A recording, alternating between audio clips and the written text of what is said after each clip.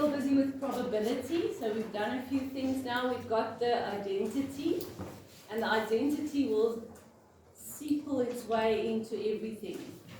Okay, complementary events was the last thing that we didn't do yesterday. Complementary events means that the two events together make up everything. So the two added together, if I can start there, any complementary two events will add up to a certainty of 1. So if it's not one, then it's the other one. So let's look at a few things. So does that mean that there can be an AND if they are complementary? If they are complementary, then there's no AND. So the AND part should be nothing.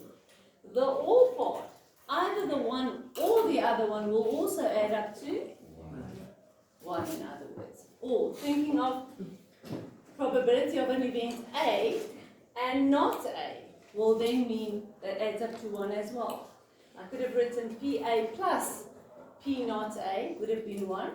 Or in other words, to find A, I'll just take not A and subtract it from 1. So let's look at examples. For instance, if I say that A and B are mutually exclusive, okay, that's something else, but also that probability of not B, are you seeing that little stripe there?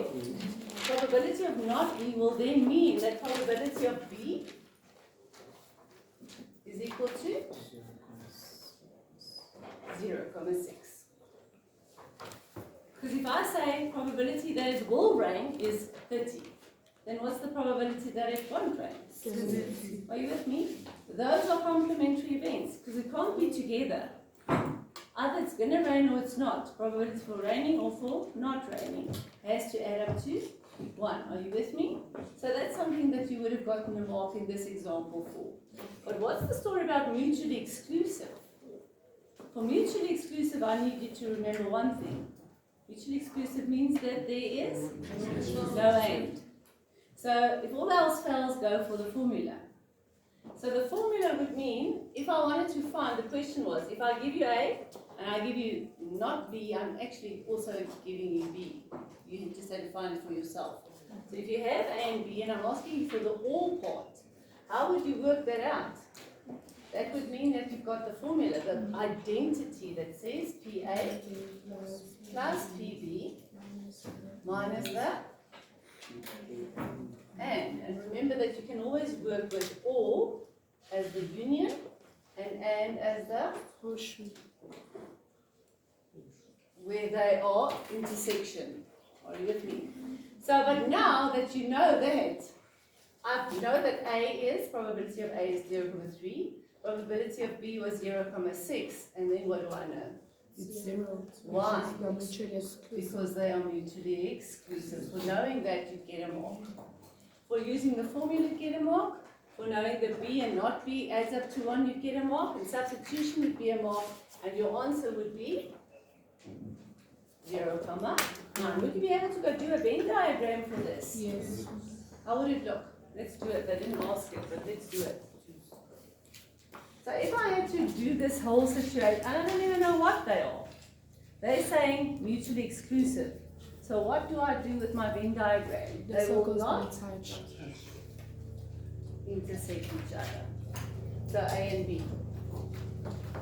Then S should be equal to 1. because I'm working with probabilities, right? So the probability for A was 0.3. 0.3. The probability for B was 0.6. Why did I put it there? Couldn't I have put it inside?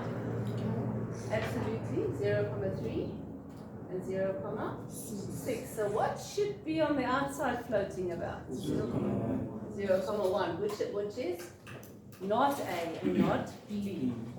But they never asked me anything about that. But it does have to add up to 1. So the question was, find me the OR part. Now normally in an OR part, when they intersect, you just take every little piece of it.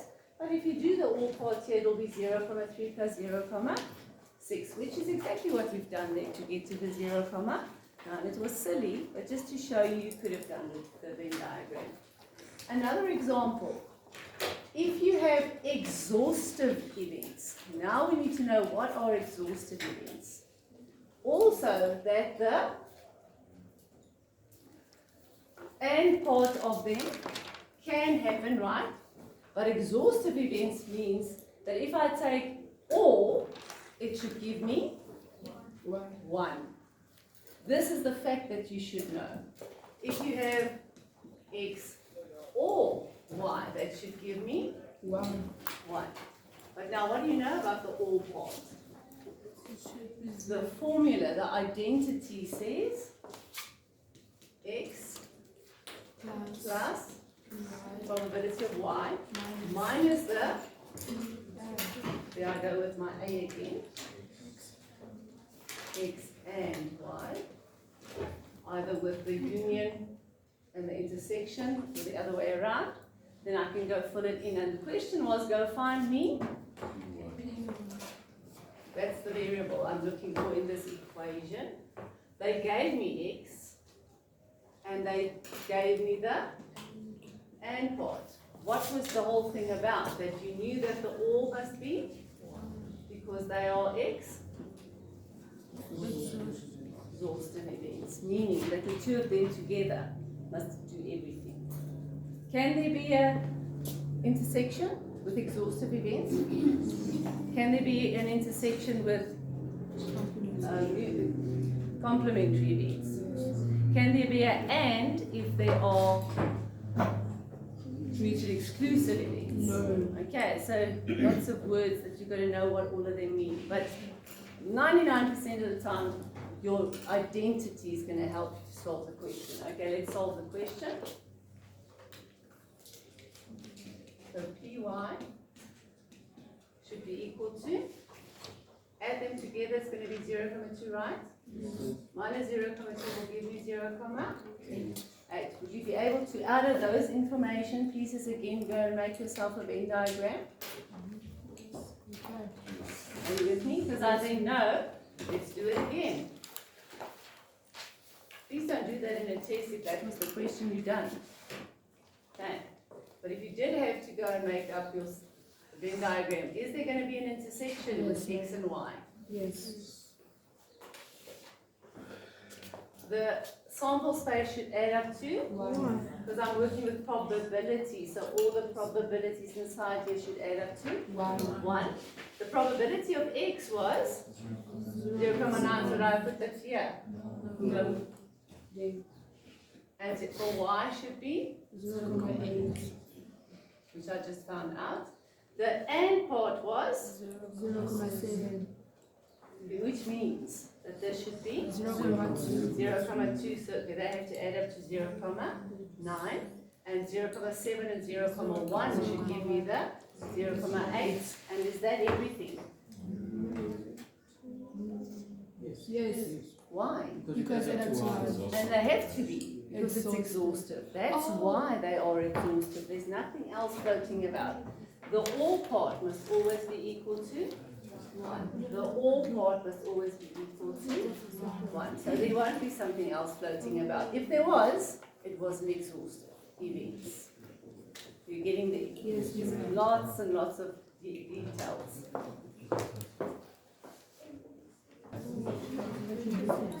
Very, very popular questions in a question paper if they actually just want you to go for that formula. So you've got to know that formula. Please just be noteful that it doesn't matter if the and part was here in the front and the all part is at the back. Why? Because it's an equation. Are you with me? We know it off by heart as all is equal to, when you're looking at the Venn diagram, the two pieces together, but you subtract the where they intersect each other, because there you've added the intersection twice with both of them. So just subtract it once. That's what it's all about. But you can flip this thing around like you need to.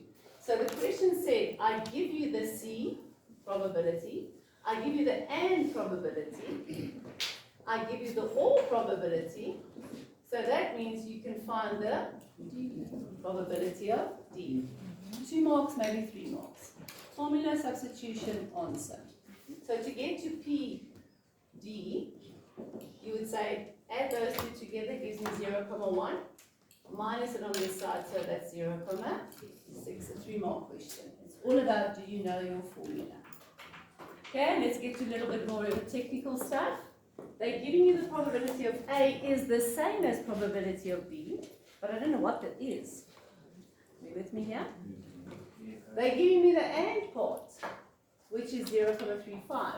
They're giving me the OR part. And they're asking me, oh boy, for not A. Okay, so don't you think we just go and get A, and then we'll find not A? Yes. Because that's the complementary situation. So to find the probability of A, do you think we go again for our formula? Okay.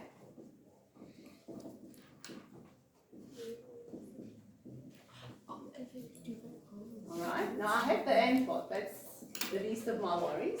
I have the OR part. But then what about A and B? You take that. Yes, thank you, I hear X. Remember, we have loved X as mathematicians, because we don't know where it is, right? So if the probability of A and B are the same thing, so the probability of both of them, say, would be X, or whatever you like. But then this is a normal math sum. This will give me 2x. 2x. Agreed? Yes. Then to get to x alone, you will say add 3, 5, so that's going to give me 1, right? Yes. But that's not x. X would be a half. What would that mean then? That the probability of A is a half. There's nothing wrong with writing a half. We're just used to writing it as 0.5 because everything is in terms of decimals. But a half would be perfectly fine. Am I finished? No. Just answer the question. So not A would still be probability of A is a half, so not A also has to be a half. It feels silly. If the one was 0.4, it feels nicer to say 0.6 for the not one. Alright, so that same exercise on page 346, you're going to do number F and I and J for homework. It's all about this formula, exhaustive events, mutually exclusive events, getting to know what that actually means. Okay.